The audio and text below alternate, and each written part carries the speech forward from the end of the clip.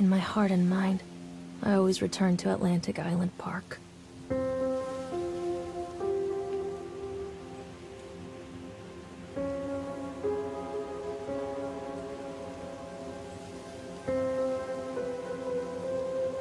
Where's Mr. Bear?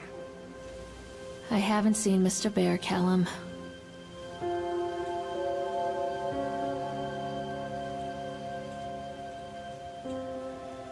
Stay in the car. I'll go and ask information.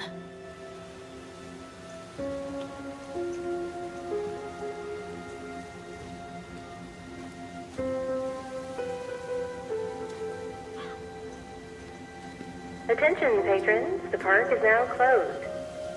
Please make your way to the car park at your earliest convenience. Employees prepare the park for shutdown.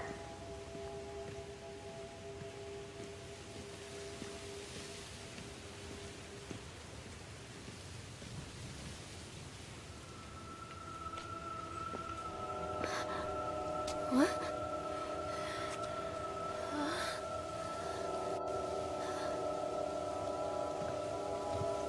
Hey, Lorraine. Lorraine. Don't blame yourself, Lorraine. People lose things all the time. Take a deep breath and think about the last place you saw your son's teddy bear. Hey, stop! I think your boy just ran into the park. I'll unlock the gates for you.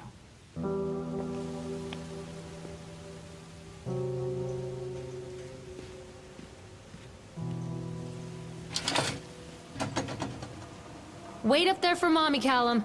Over here! There's something special about the entrance to an amusement park. A line drawn between the real world and the world of whimsy within. On this side, the apathy of our everyday lives. And on the other, anything we might dare to dream. It's no wonder Callum ran back inside. I wouldn't want to leave either. Attention employees, the park is now closed. Have a safe journey home.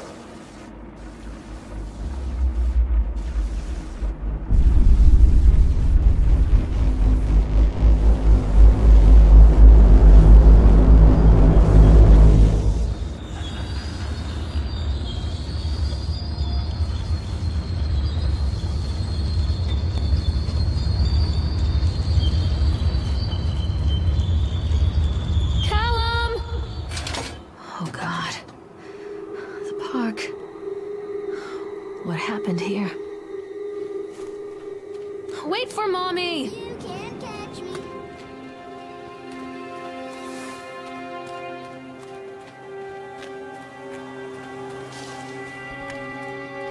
Come to Mommy, Callum!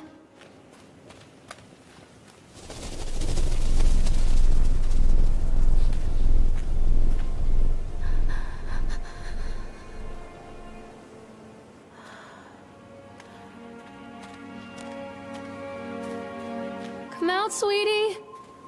This way!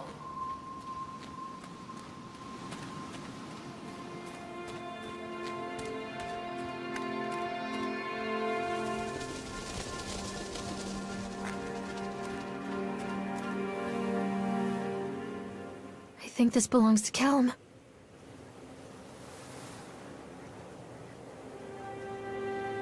Wait for Mommy! This way, Mommy! Chad the Chipmunk, huh? Just a drunk guy in a suit.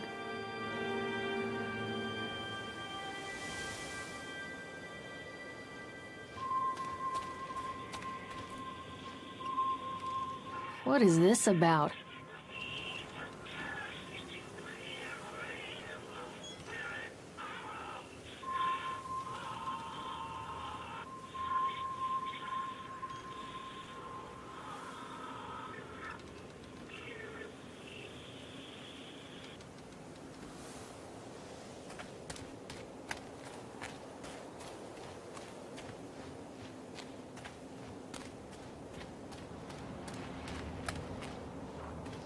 Callum, tell Mommy where you are. Callum, stay where you are!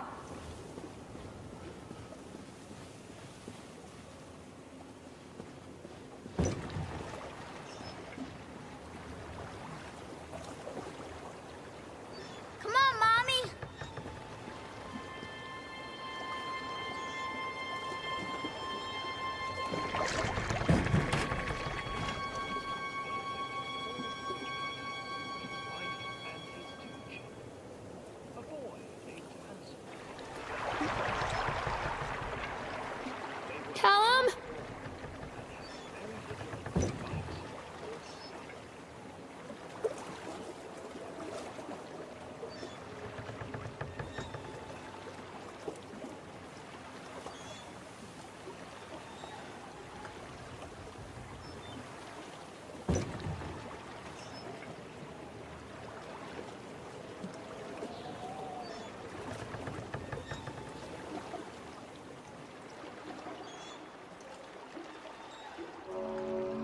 Near a great forest, there lived a poor woodcutter, his wife and his 2 children, a boy named Hansel and a girl named Gretel.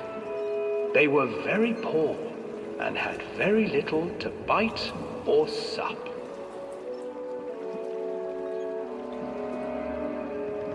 "What will become of us?" the woodcutter asked his wife one night. "I tell you what, husband, we will take the children into the thickest part of the forest tomorrow and abandon them there." "No, my wife, I cannot do that," said the man. "Then we will all 4 starve, you fool."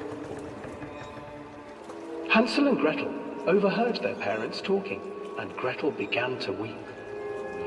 "Do not fret, Gretel," Hansel said.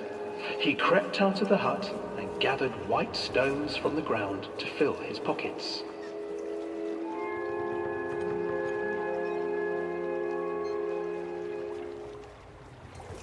The next morning, the woodcutter leads the children into the forest. Before they leave, their mother gives them a slice of bread and warns them that they will get no more food that day. Clever Hansel leaves a trail of white stones behind them as they pass into the woods. When their father leaves them, the children wait a while, then follow the trail back to their parents' house. After receiving a thorough scolding from their parents for getting lost in the woods, the children are sent to bed without any supper. Hansel tried to sneak out and collect more white stones, but found that the door was locked. "Tomorrow I will take them into the woods myself," the wife told the woodcutter. In the morning, their mother gave them a slice of bread and led them deep into the forest once again.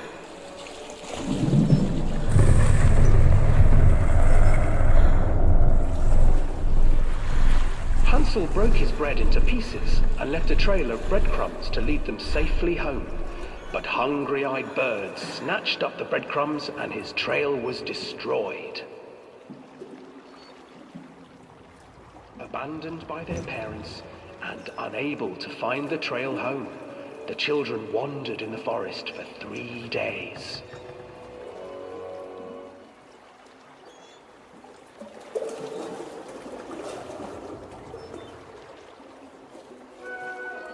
The children stumbled into a clearing with an exceedingly strange house. Its walls were made of gingerbread, and its windows were panes of clear sugar. Hansel, desperately hungry, ran forward and began to nibble on the walls.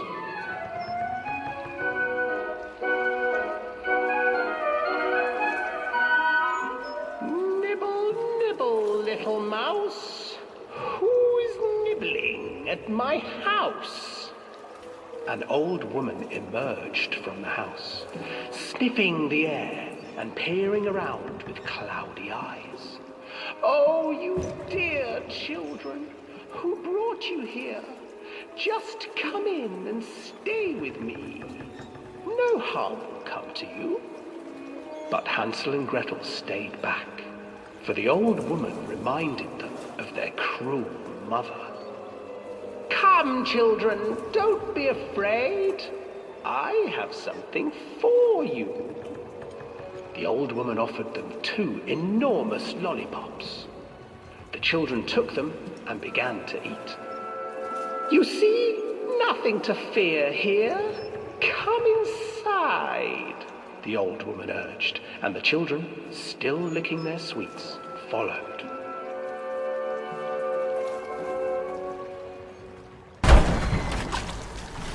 Once inside the house, the old woman changed.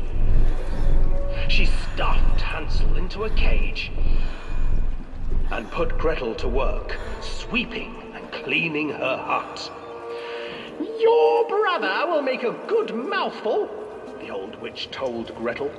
"Once he is fattened up, I shall feast upon him."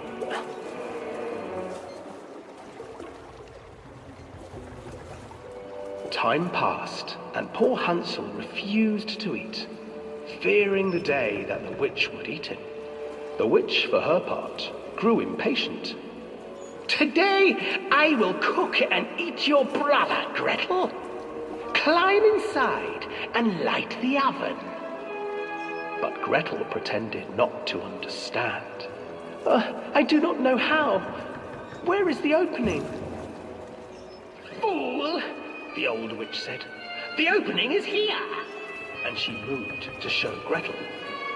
Seizing her courage, brave Gretel gave the witch a shove, and the old crone tumbled forward into the oven. Gretel slid a large iron bolt over the door to the oven. Gretel freed her brother Hansel, and together they lit a fire beneath the oven. And though she screamed and begged, the children sat by the oven until her screams had stilled, and the witch was cooked. And then, because even children can't survive on sweets, they divided up the body of the old witch and ate her.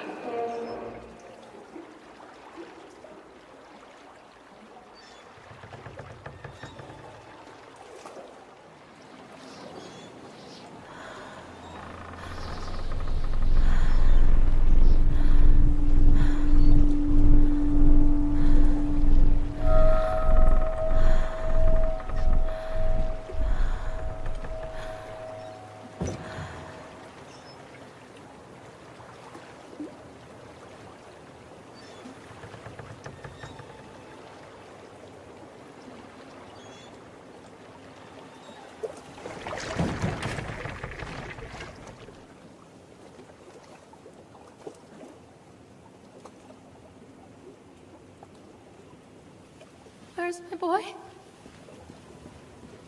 This way, Mommy. Hansel and Gretel.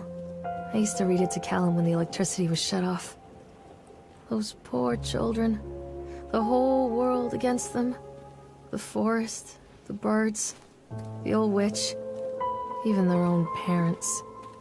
I used to imagine that Callum and I were the kids in that story. Not mother and son, but brother and sister, hand in hand against the unkind world. We were always hungry, looking for our own house made of candy, looking for the sweetness that could take the pain away. Hunger leads people to desperate, terrible places where the tree branches reach like claws.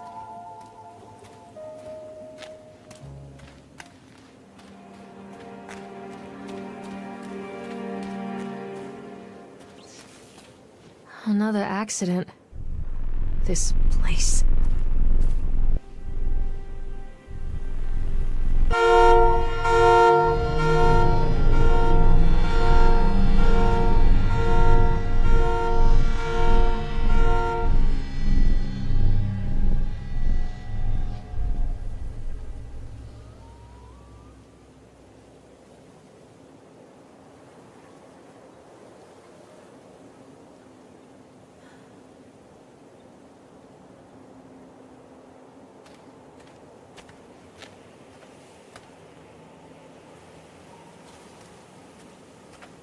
Stay where you are!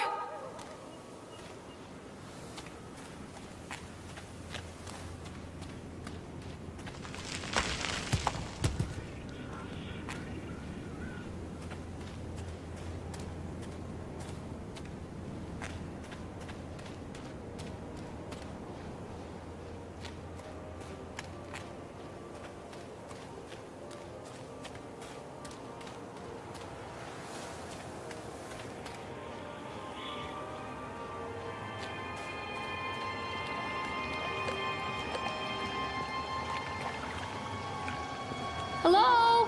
This old thing used to make the blood run to my head. Make me dizzy. The guy just snapped. Those poor kids.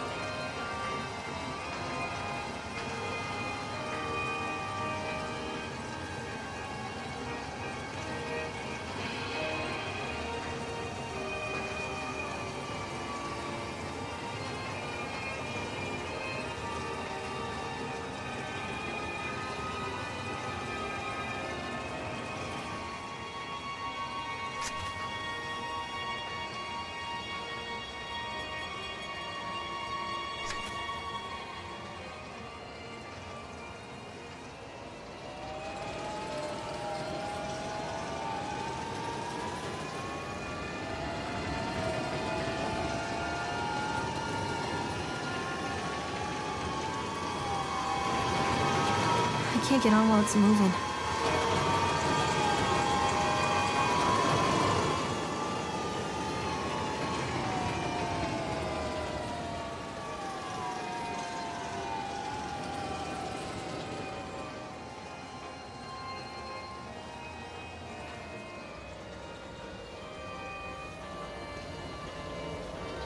I can't get on while it's moving.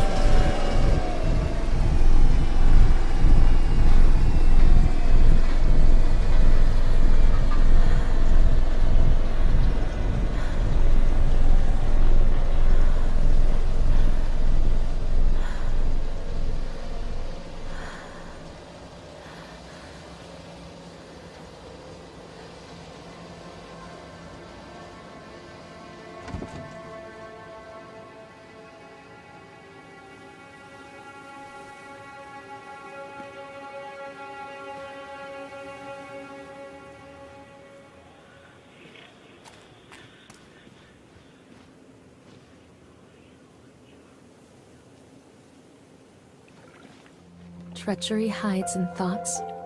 Treachery that lashes like a whip and scars our insides. The first time I saw Callum, my thoughts betrayed me. I looked down at this wrinkled, red, bawling thing and I thought, is that it? We build our world from expectations, and the world that I had built for Callum was no different. He was so real, so there, and so far from my expectations. They shattered, and as they fell in pieces, that one treacherous thought became a new foundation. All of the love that we shared, all of the warmth and goodness that followed, built on a single, traitorous thought.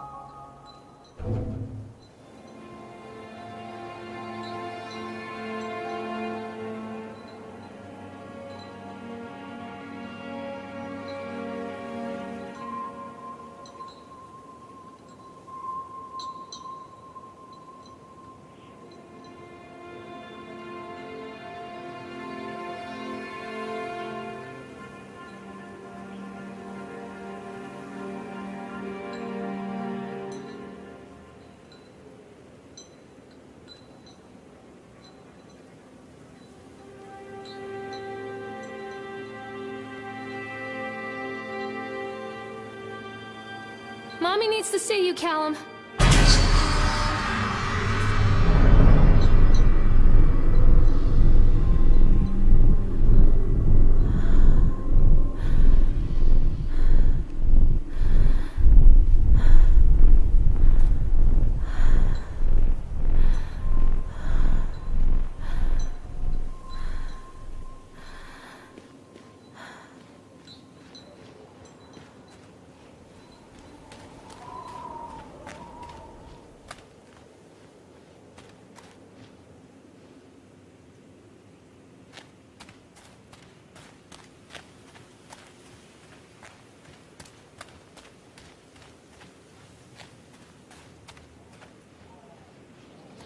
Constant crashes and 80s music. I guess it floats someone's boat.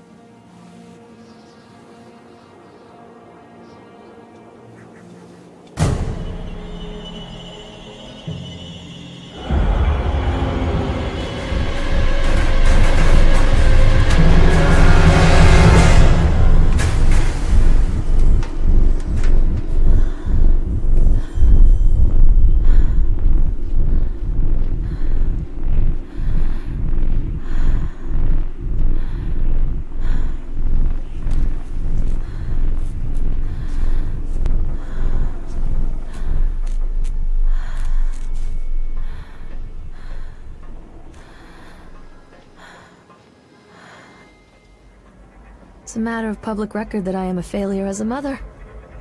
Once, when Callum was very small, I left him asleep in the car while I ran an errand. Don't even remember what it was. When I came back, the sheriff was standing next to the car, watching my boy through the window. I didn't like what I saw in his eyes. Judgment. He wrote me the ticket without saying a word, just the scratch of his pen on the notepad. When he gave it to me, our eyes met. I know what you're going through. My daughter, Helen, she just gets some help. Help was a bolt of lightning. Help was 1,000 volts surging through my veins. Help is agony. I'd rather die. I wanted to scream. I'd rather you pulled your gun and shot me. But instead my mouth said, "Yes, Sheriff."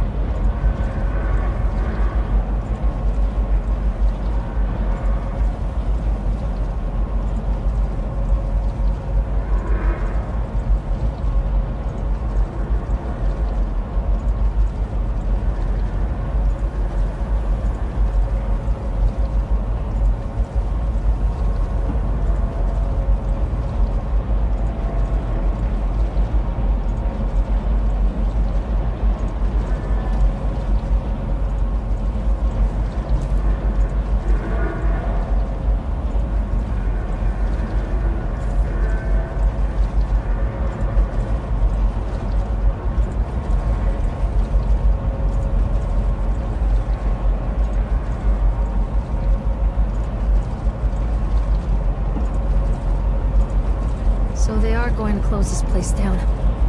Doesn't surprise me.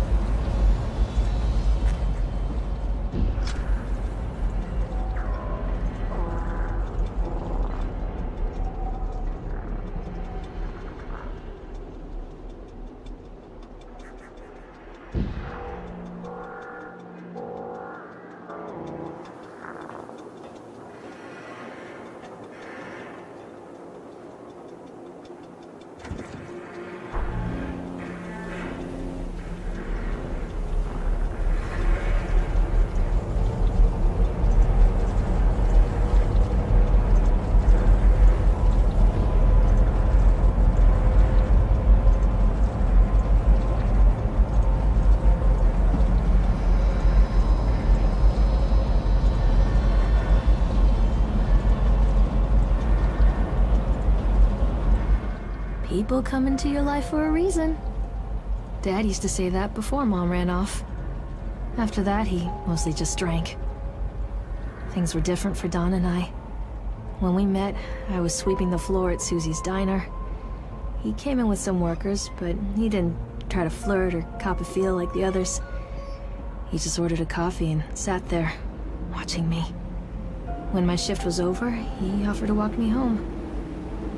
I don't know how to describe that walk. We talked and laughed and eventually kissed. It felt like love. It felt like a fairy tale. I can't tell you if Callum was made that night or one of the ones that followed, but I think it has to be that night. That one perfect night.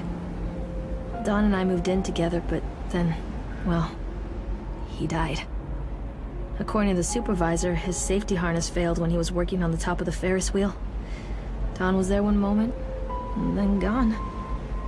Sometimes people leave your life for no reason. I was 3 months pregnant with Callum.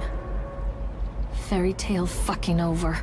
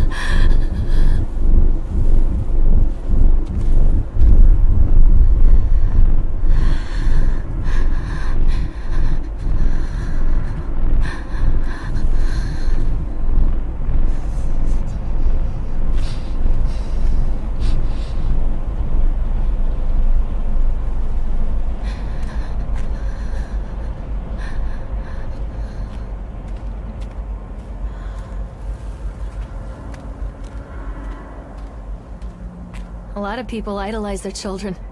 You hear them talking about their kids and just the way they talk, their fucking voices make me want to vomit. My angel likes to read, and little Johnny is so good on the piano. Fuck those people! You give up 9 months of your life carrying them, you traumatize yourself giving birth to them, and then you spend the rest of your life as their slave. Wiping asses, mopping a piss, feeding them. Little life-sucking monsters who take and take and take until... we all go insane. Any parent who pretends otherwise is just dishonest. That's called choice supportive bias. I am honest. Callum really grinds my gears, and he owes me everything. Everything. It'd serve the little fuck right if I just abandoned him.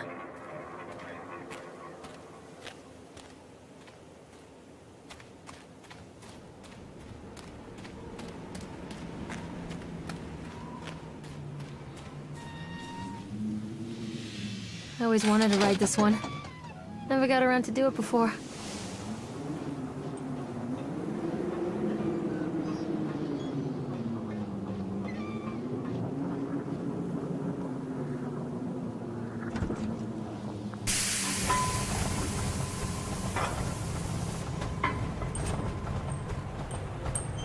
What do you want? We need to talk about Callum. What do you mean? What have you done to him? That's insulting. You and your boy are everything that this place doesn't want. The antithesis of what we stand for. Where is Callum? The poor child. He tried so hard to do what he was taught. He even left you a trail of breadcrumbs. But the park is just so hungry. Tell me where my son is. The witch has him now. Has both of you. No happy ending here, I'm afraid. Just leave me alone. Fool. You always were.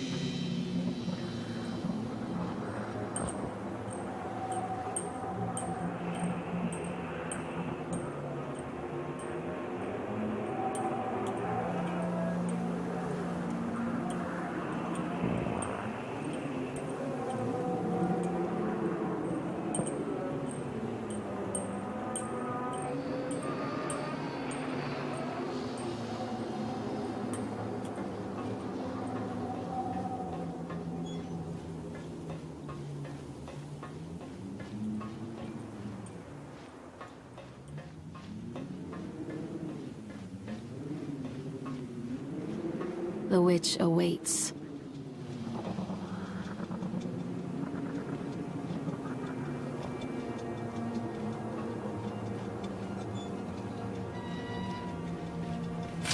Callum has bruises on his arms, finger marks. Someone has been hurting him! I've asked him, demanded really, to know where he got the marks. But he doesn't want to answer me. Something has scared him into silence. He doesn't dare talk. He's been changing too. Something sinister lurks in the darkness behind his eyes. I catch him staring at me at odd moments. In the night, he tosses and turns and cries out words that I cannot understand. When I try to soothe him, he snaps and bites at my fingers. I think he wants to talk to me. I think he wants to tell me. But They are watching him every minute of every day. They are whispering to him in his sleep, changing him. They are taking my baby away from me. I can save him. And there will be pain. But I love him, and in the end, you will understand why. The whole town was shocked by that one. Never found out who did it.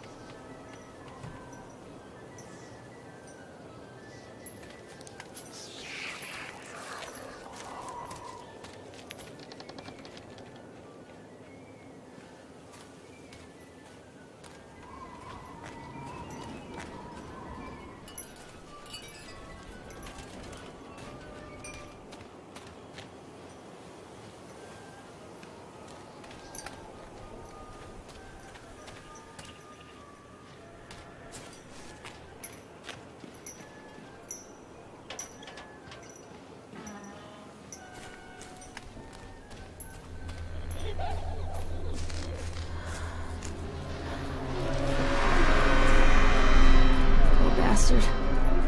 Who did this to him?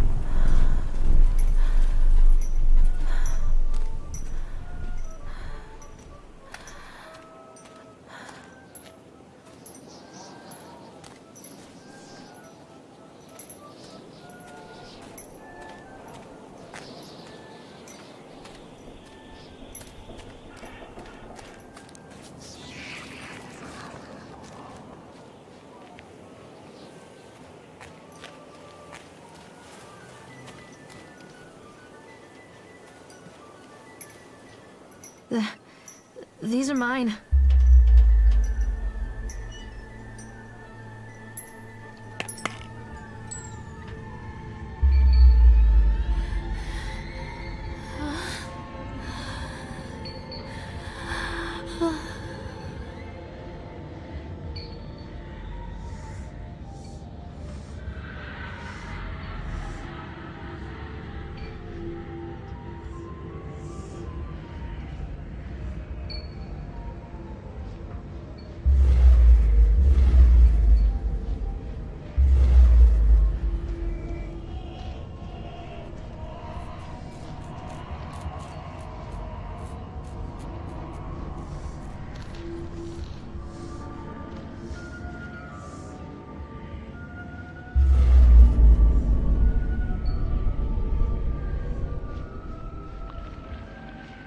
Don't touch me!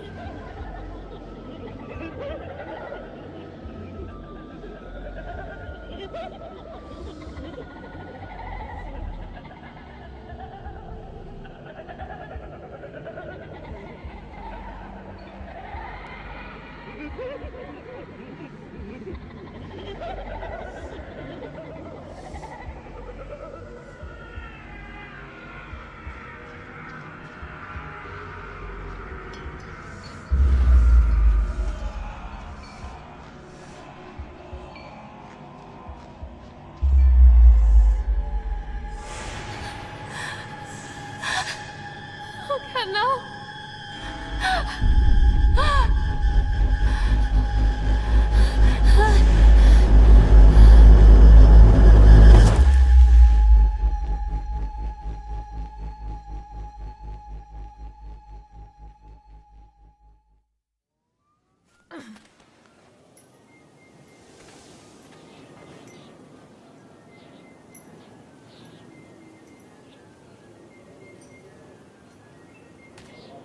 The park is a collage of contradictions all of its own. Millions of people die every year in car crashes, and the park has little cars designed specifically to simulate that action. Hear the children scream with joy. In the sideshow alley, you can walk away with 15 cents worth of mass-produced Chinese teddy bears, while a grinning carny pockets your hard-earned $5. What secrets lie beneath the sullen waters of the lake? The tears of jilted lovers, the soiled condoms of illicit affairs, the clotted blood of the lonely suicide. And the face of the witch looms over it all. I've always despised her toothy grin and warty nose. I hate that sparkle in her weathered, watchful eyes. I think Callum is waiting for me. Inside.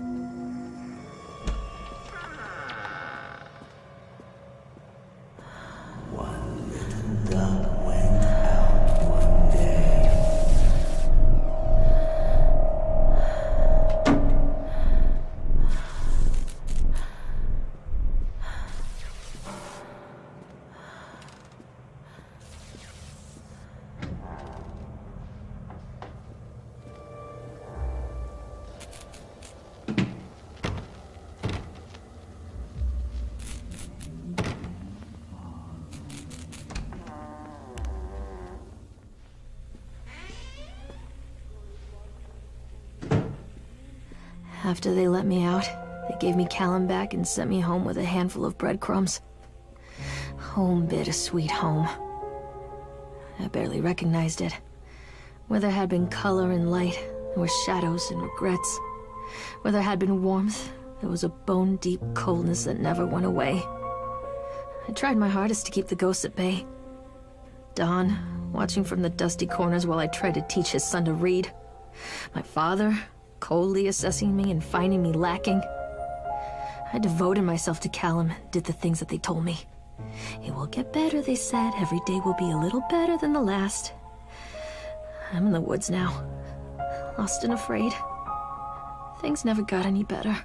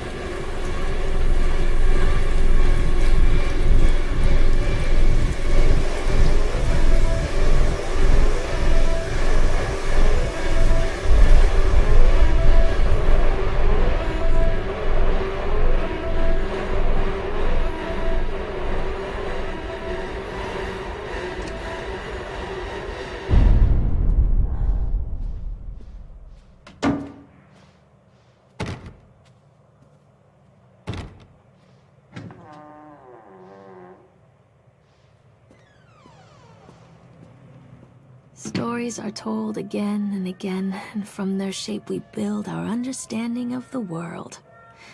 Two children are led into the woods. They are lost for a time, but then are captured by an old witch. A child goes missing in Atlantic Island Park. He wanders lost for a time before finding his way into the mouth of an old witch. In the oldest version of this story, the mother and the witch were the same person. I never wanted to be the witch. But I am, aren't I?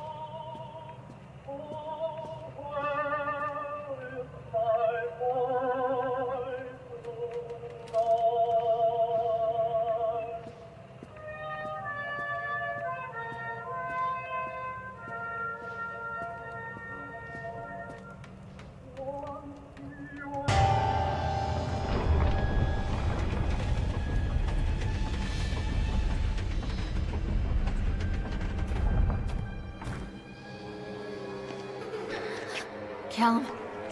Callum?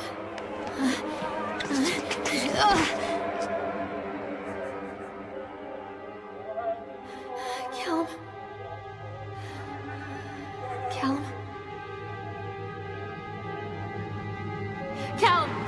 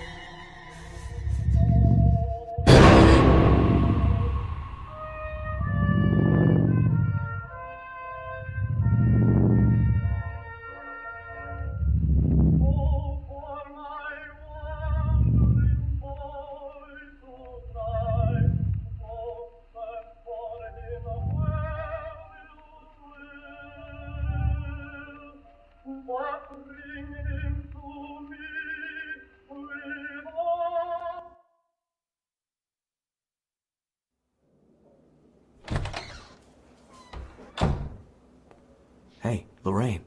Lorraine. Don't blame yourself, Lorraine.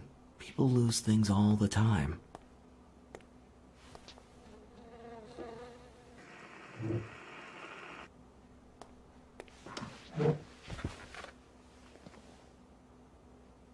Take a deep breath and think about the last place you saw your son.